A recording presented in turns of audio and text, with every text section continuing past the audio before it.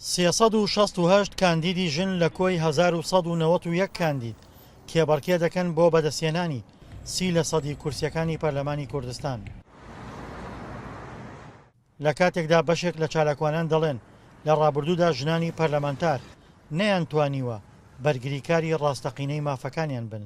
وڵاهی قوڕخکردنە لە لایانی پیاوەوە لە ڕاستی ینی ڕێزمەیە بۆ پیاوەکان، بەڵام نازانم بۆچی تا لە ڕادەیەکی زۆریشە، ینی تۆی سە 11 کاندیدت بێ بۆچی دوانی ئافرەت بێ دوو کەس ئافرەت ئایا ئافرەتمان نییە لە گەرمیان، ینی تا بێن شان بەشان لە کاتیەکە ئێمە ئەڵێن یەکسانی نییە لە ڕاستیە غەدرێکی زۆر لە ئافرەت کریاوە لە کۆمەڵگاکەمان بە تایبەتی. بەشێک لە کاندیدە ژنەکان دەیانەوێ دەنگی پێویست بهێن و بەشێکی تریان چاویان لە کورسی کۆتایە. هەندێک لە کاندیدە ژنەکان دەڵێن بەرگری لە مافی ژنان بەشێکە لە کارنامەی حیزبەکانیان و شەڕی بۆ دەکەن.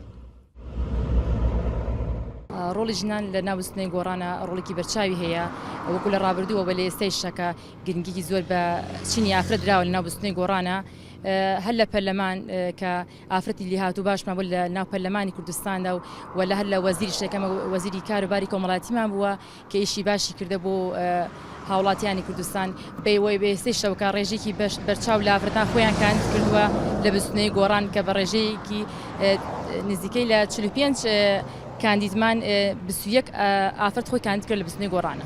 لە ڕابردوودا ڕێژەی بەشداری ژنان لە هەڵبژاردن وەکو پێویست نەبووە. یەکێتی لە ڕێگەی پرۆژەی هێزی تۆ و پارتی و لایەنەکانی تریش لە ڕێگەی ڕێکخرا و میدیاوە دەیانەوێ متمانەی ژنان بەدەست بهێنن. بەپێی ئەو یاسانێک کە لە پەرلەمانەوە دەرئەچێت بە تەواوەتی پشتگیری لە مافەکانی ژنان بکات، لەوانە یاسای دووژنە کە بە تەواوەتی ڕێگری لێ بکرێ کە لە ئێستاە سپاس بۆخوا کە هەنگاوی ناوە بەرەو پێشەوە. بڕیارە لە ڕۆژی 20 مانگە هەڵبژاردننی پەرلەمانی کوردستان ئەنجام بدرێ، ڕکابەریەکی بەهێز لە نێوان کاندیدە ژنەکاندا هەیە و دەیانەوێ کورسی کۆتا بۆ خۆیان مسۆگەر بکەن. دڵشادەنوارە، دەنگی ئەمریکا، گەرمیان.